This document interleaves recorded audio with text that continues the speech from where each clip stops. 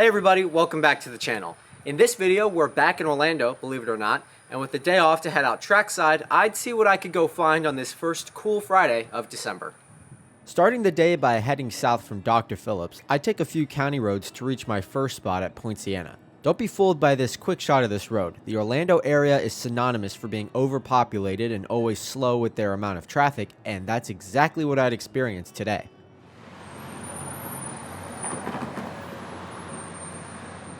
Setting up at South Poinciana Boulevard, a high green would be lit for a southbound when I'd arrive. This is the final and southernmost stop on Sunrail's route and the beginning, or end depending how you look at it, of the Central Florida Rail Corridor, or CFRC for short. The station here is the beginning of the Kissimmee double track, previously the Kissimmee siding, when this trackage was still owned by CSX. Now the track is part of the CFRC and sees hourly northbound departures from the station like this P316, departing Poinciana at 10:45 on the dot, right on time. A slow clear indication on the signal bridge would guide P316 onto the main line and out of the station. The head end is now passing what I believe to be the yard limits for one of Sunrail's facilities, made up of just a few tracks where equipment can be fixed, inspected, and stored. Like I said earlier about the wild traffic that infests this area at all times of the day, an accident on the busy Poinciana Boulevard just north of the station would cause another collision right next to me as the white sedan rear-ended the silver SUV. So even with a high green behind me lit for Amtrak 41, I'd leave Poinciana before my parked car became the next victim of Orlando traffic. Driving east on the old Tampa Highway, I'd come to a spot known on the railroad as Campbell. Classified as an unincorporated community in Osceola County, the town was named after Alfred Sidney Campbell, who opened, owned, and operated the general store in the early settlement days. With a population of 2,262 residents, Campbell is a solid photo spot with the parallel Old Tampa Highway and distant to South Kissimmee signals framing the tracks nicely. Unfortunately for me, there'd be nothing to frame on this usually busy morning, so back in the car and back on the road eastbound. Well, I'm abandoning my post at Campbell, as Amtrak and the southbound Sunrails have been stopped in Kissimmee for at least the past 20 to 30 minutes. Not sure what's going on, but we're about 10 minutes away now, so I guess we'll just go exploring and see what's happening. On the way, I'd finally hear the CFRC dispatcher turn a Sunrail train loose, so I'd pull off for the train right next to those signals you could see in the distance from Campbell. P317 would be our southbound, now running over 20 minutes late after its delays in Kissimmee.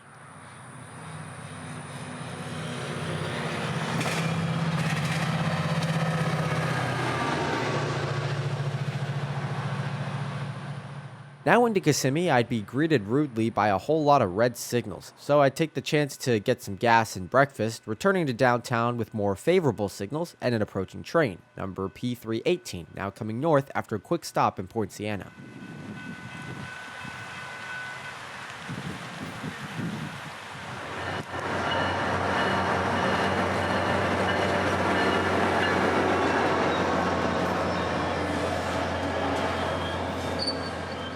Kissimmee is definitely a spot I'd like to hit up more often. The busy but still small downtown is a really nice spot to just sit back and relax and watch the trains pass, with the well-maintained parks and businesses flanking the right-of-way. One of my favorite aspects is the old Atlantic Coastline Depot that Amtrak still operates out of, now undergoing some extensive renovations. I guess the old shingled roof saw its last hurricane season this past year and is now being replaced to keep passengers dry, like the ones about to disembark from the 2 hours late Amtrak 41. Limping his train into the station after the fire department would extinguish a fire on his baggage car.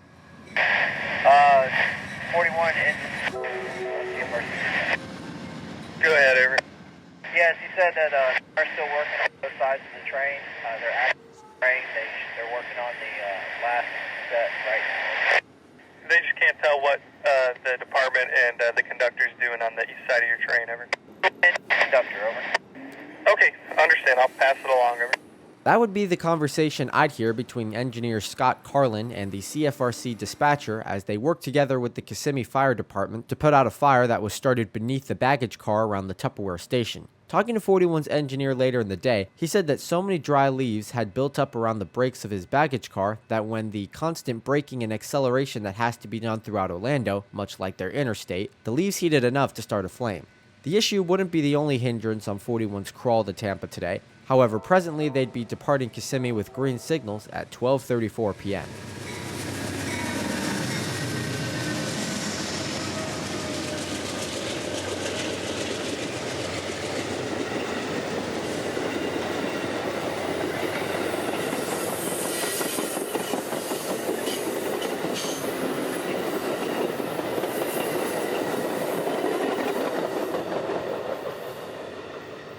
Well, folks, we just left Kissimmee. I'm actually driving south past Poinciana between there and Loughman right now to intercept US 92 to follow the A line south towards Auburndale. Now, 41 it is now.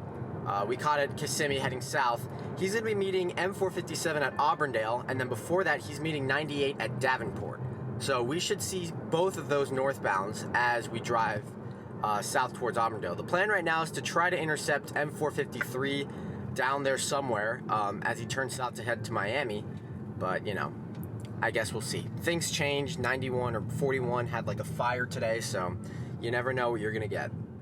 What I got would be a call out of 41 and 98 meeting at Davenport, which was my cue to find a spot to set up. Coincidentally, the closest crossing to where I was on US 17 at the time would be the Ronald Reagan Parkway, which is starting to become a familiar spot on this channel. A high green would be lit for 98 as I'd arrive, and he'd round the curve and into view just a few minutes later. Loughman, hold out 90.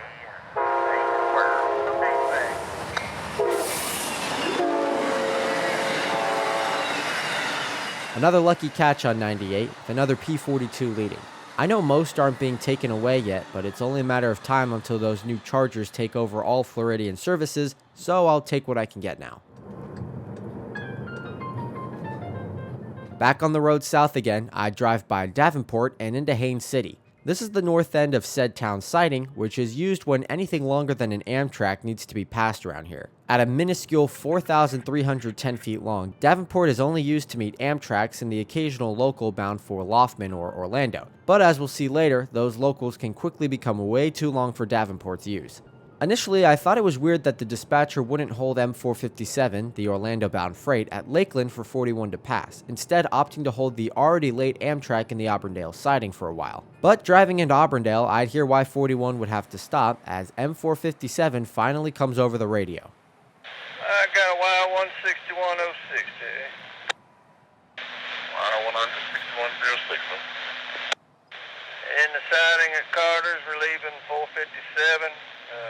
You okay to make this move? Come north out of the siding, south down the main, getting the train over.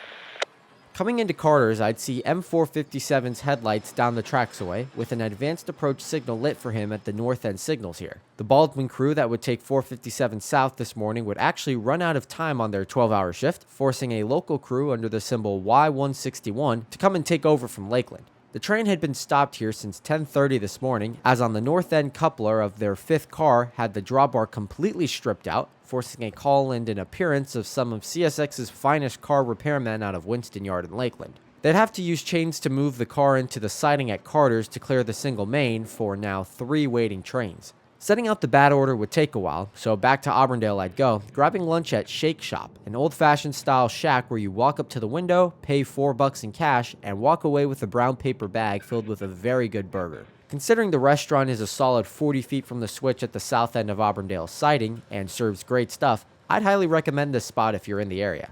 I drive along the tracks a few feet north and set up right next to 41 where I'd eat my lunch and then chat with engineer Scott for a good half hour while 457 put himself back together.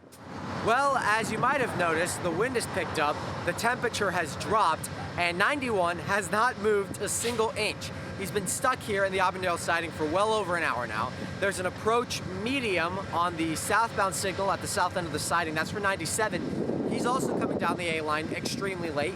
But the grievances don't stop there. 457 is still sitting in Carter's. He's blocking a 453 who's been sitting at Lakeland for over an hour now too.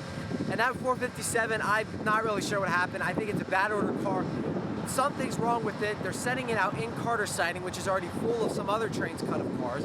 And that's blocking 91's way into Tampa. So here we wait together as one.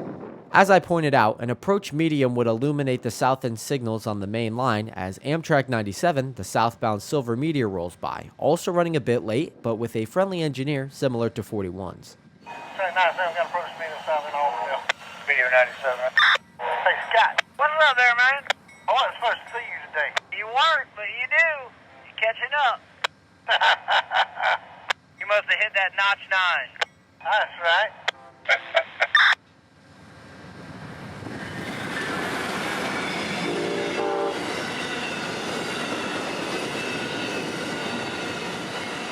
I got a marker there. making it slowly but surely. Alright, y'all look good too. Markers all lit up. Y'all be safe all the way down. Alright, Scott, good luck, man. Alright, 161 on the M457, open. Yes, that's us. We solid, got a class 3 ready to go north. Alright, I guess y'all breaking the train up, I guess, at Haines City and Davenport, over. Since the Lakeland crew isn't qualified to run up the CFRC at Poinciana, they can only get up that far before needing an Orlando crew. So the decision was made here to take the train north to Haines City and put half the train in that siding and whatever was left in Davenport, returning to Lakeland later in the evening, engines light. Blasting off for now, the JA dispatcher would line M457 north with a high green now seen behind 41, much to me and the engineer's delight. I'd set up close to where I was already standing, resulting in an uncommon shot of a freight train passing an Amtrak in the siding, an occurrence that happened so often on the Norfolk Southern that Amtrak sued and recently won the case. Yes, thanks. Got a mark. We'll go by Amtrak. Have a good evening. All right, thank you, Nick. Appreciate it. 92, stop signal. Really. CSX, dispatch open. Hey, Amtrak 92, stop here to the Spear Lake. Getting the signal here, show. Yeah, I'm trying to, well, there's no route for you with this 457 head of draw head on the single main that's starting to pull. So once they get out the way up here, I'll just start you guys on down that way to turn the corner there. 41 head in and go to CSX operations through JR. You should be moving in the next 10-15 minutes. Alright, understand. You received a call. We'll be moving in the next 10-15 minutes. Appreciate it.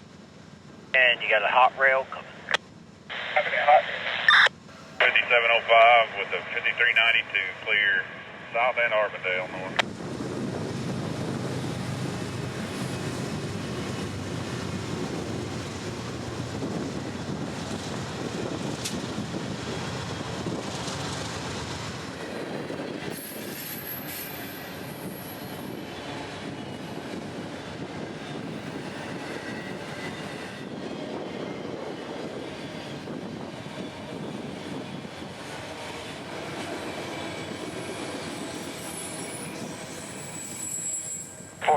Y'all look good.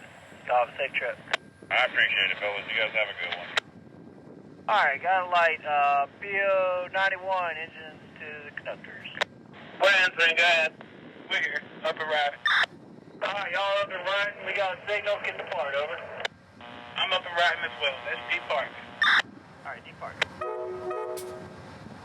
Finally, almost 2 hours after coming to a halt in Auburndale, 41 would be routed out of the siding and would be back on the move towards Tampa, a grand total of 3.5 hours late now.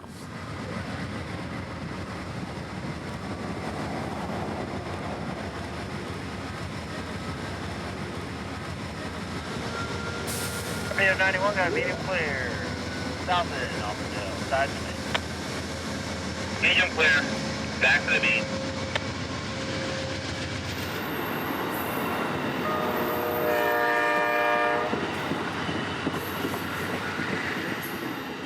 It would be just after 3:30 p.m. and driving west towards the Diamond at Auburndale, I'd hear northbound Amtrak number 40, the old 92, approaching from the south, calling Spirit Lake, a crossover in the Auburndale double track located about 2 miles south of me. 90. Got him approaching now here, Spear Lake. So, also hearing them pass some other train waiting on track 2, I'd pull in and set up on the McDonald connection at the McKean Street crossing as 40 approached. Named the McDonald connection years ago, I'd know to come here as it's the route that all trains coming from Miami have to take to access the A-line towards Lakeland, Plant City, and Tampa, and vice versa.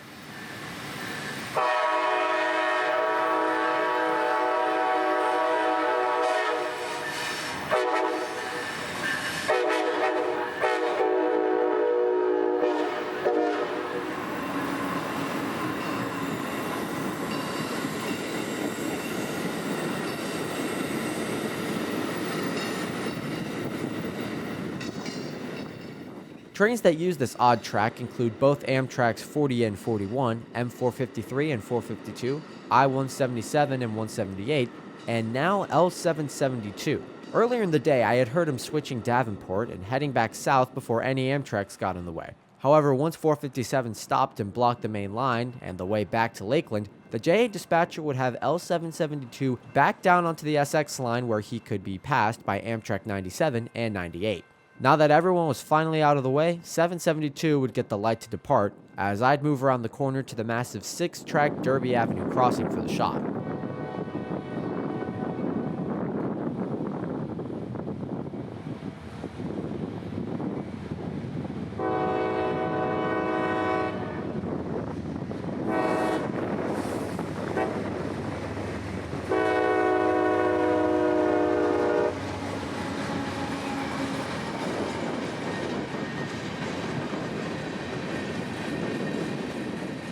.772 is already on that McDonald connection, and just past the crossing, it'll break off to the left and connect to the A-line.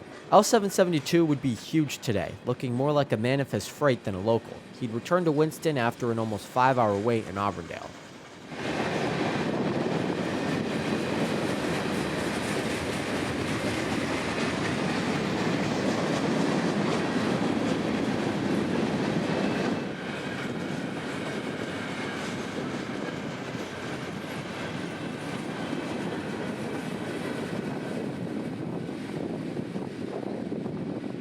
From here, I'd have one last objective for the day. Driving through this industrial side of Auburndale, the strong smell of sweet oranges would be in the air as citrus distributors and processors alike finish up their workdays. Pulling in and setting up at the little crossing just west of Auburndale, I'd listen for train M453, who'd been waiting at Lakeland for almost 2 hours to head east and south towards Miami.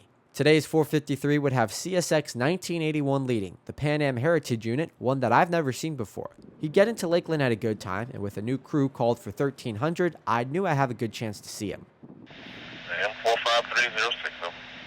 Third at McCoy and Farmer, bulletin number 98703. Got 12,037 tons, 8720 on the feet. Plenty of fuel, plenty of power. The engine was 1981, got 3930 for fuel, and the bottom engine's got 3700. All right, I got sufficient power fleet tonnage as well, though. Yeah, that's right. Okay, all right, be seeing on the case in that lake main connection. I'm going to wait on this yard job to report clear at Statesburg. I get you all lined up. Now, just before 5 p.m., 453 would get his chance to depart ahead of the 2 Amtraks in Tampa and the evening rush that this area sees. Arriving at my post during the last minutes of sunlight, 453 would wrap up my day and send me onto I-4 for a very slow drive back to Orlando.